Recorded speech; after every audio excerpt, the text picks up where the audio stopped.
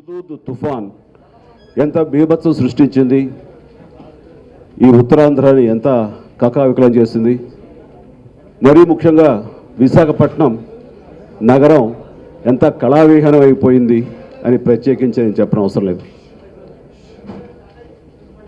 చాలా సుందరమైన నగరం, గ్రీన్ సిటీ, అలాంటిది టోటల్గా కళావిహీనం అయిపోయి ఒక బ్రౌన్ సిటీగా మారిపోయింది. ఈవేళ నేను విశాఖపట్నం నుంచి కొన్ని గంటల ముందే ఇక్కడికి వచ్చాను.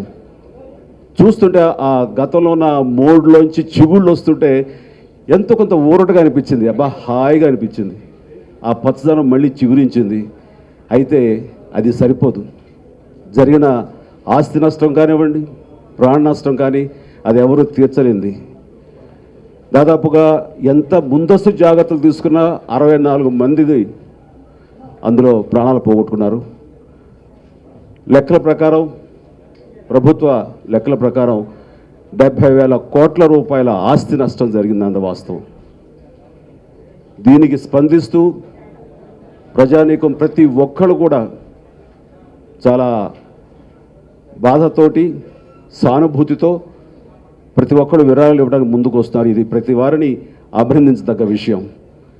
ఆ రకంగా ప్రతి వారికి మా సినీ పరిశ్రమ తరపున ధన్యవాదాలు తెలుపుకుంటూ, ఎప్పుడు ఏ విపత్తు జరిగినా, ప్రకృతి వైపరీత్యాలు జరిగినా సినీ పరిశ్రమ ఎప్పుడు ముందుంటూనే ఉంది. అది గతంలో మీకు అందరికీ కూడా అనుభవమే. అయితే ఈసారి జరిగిన ఈ విపత్తు చాలా భారీ. ఇక్కడ మళ్ళీ తిరిగి పునరావాసానికి కానీ, పునర్నిర్మాణానికి కానీ చాలా పెద్ద ఎత్తున ప్రతి ఒక్కళ్ళం మేము ఉన్నాము అంటూ ఒక భరోసా ఇస్తూ మానసిక స్థైర్యం కోల్పోయిన వారికి పునరావాసం కల్పించడం కోసం ఆ రూరల్ ఏరియా కానివ్వండి, సిటీ కానివ్వండి, తిరిగి పునర్నిర్మించే దిశగా సినీ పరిశ్రమ కూడా స్పందిస్తున్నాం కూడా. 48 గంటలు ఆ తుఫాను తాకిడికి తగిలిన వెంటనే సినీ పరిశ్రమ నుంచి కథానాయకులు, ఆర్టిస్టులు, ఇతర టెక్నీషియన్స్, డైరెక్టర్స్ కూడా స్పందించి వారు సహాయం చేయడం, అది సీఎం రిలీఫ్ ఫండ్కి అందివ్వడం కూడా జరిగింది.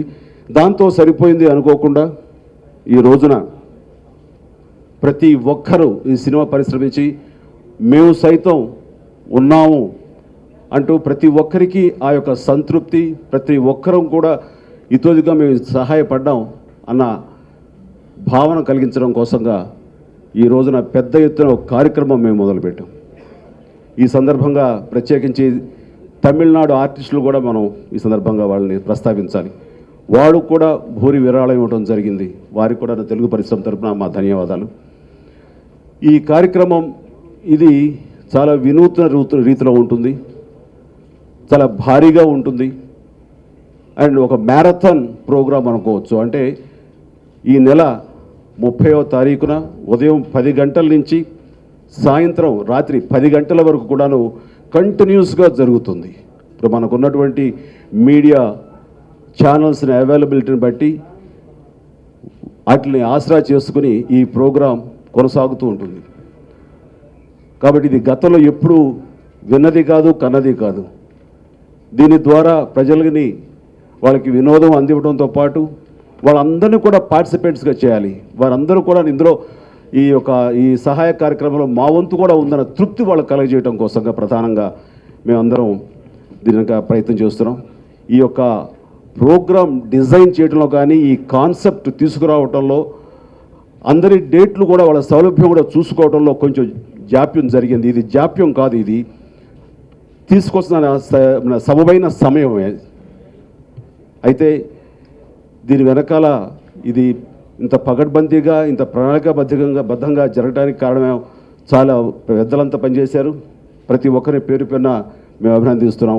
వాళ్ళందరి కృషి ఫలితంతో ఈ రోజున ఈ యొక్క ప్రోగ్రాం గురించి మీ ముందు చెప్పడం జరుగుతుంది. 30వ తారీఖు దీన్ని సక్సెస్ఫుల్గా చేయాలని, ప్రతి ఒక్కరు కూడా దీన్ని పెద్ద ఎత్తున దీనిలో పార్టిసిపేట్ చేయాలని, వారి అందరి యొక్క పార్టిసిపేషన్ ఉంటేనే ఇది సక్సెస్ అవుతుంది.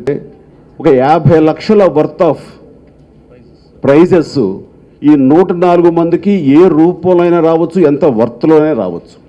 ఆ రకంగా ఆ అవకాశం ఆ 1,00,000 మందికి ఉంటుంది. ఆ 1,00,000 టికెట్లు 500 రూపాయలు చొప్పున కొన్న 104 మందికి ఉంటుంది. ఈ టికెట్స్ అన్ని థియేటర్స్లో దాదాపుగా అవైలబుల్గా ఉంటుంది. ప్రతి ఊళ్ళోనూ ఉంటుంది.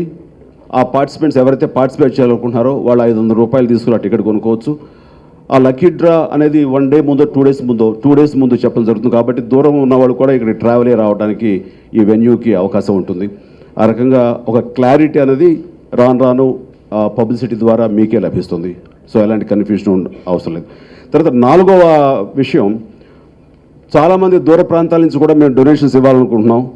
ఎలా ఇవ్వాలి, ఏమి ఇవ్వాలి అనుకున్న వాళ్ళకి ఒక వెబ్సైట్ ద్వారా వాళ్ళు ఈ డొనేట్ చేసే అవకాశం ఉంటుంది. అయితే డోనర్స్, నా పర్సనల్ రిక్వెస్ట్, మా అందరి యొక్క అభ్యర్థన, 500 రూపాయలకు తక్కువ కాకుండా ఇవ్వాలి, ఇస్తారు.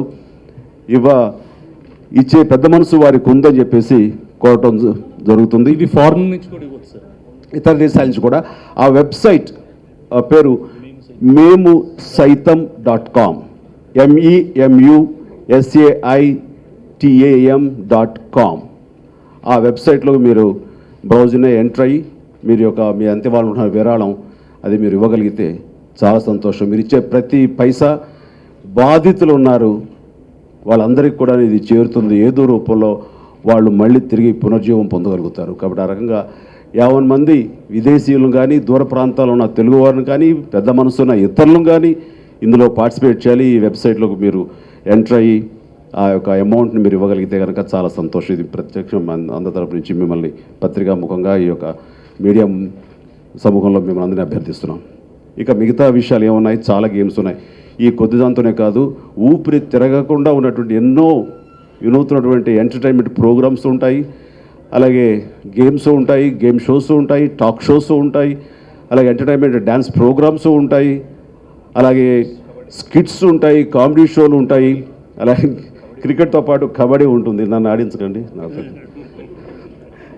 అలాగే మా ఆర్టిస్టులు మాలో మేము సరదాగా చిట్ చాట్ చేస్తున్న ప్రోగ్రాం కానీ,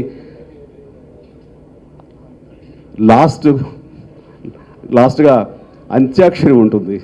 అది ప్రతి ఒక్కళ్ళు ఉంటుంది. అది హీరోస్ హీరోయిన్స్ మధ్య, అలాగే ఇతర సాంకేతిక టెక్నీషియన్స్ వీళ్ళందరి మధ్య అందరూ పార్టిసిపేషన్ ఉంటారు. అలాగా లాస్ట్లో ఇక అంతే, అది కకావిక.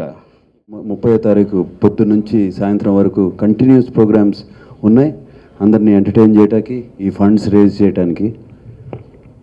ఫస్ట్ నాకు అప్పచెప్పిన ప్రోగ్రామ్, అంటే నేను చేయట్లేదు ఈ ప్రోగ్రాము, నాకు అప్పచెప్పింది చెప్పమని, డైన్ విత్ ద స్టార్స్ అని.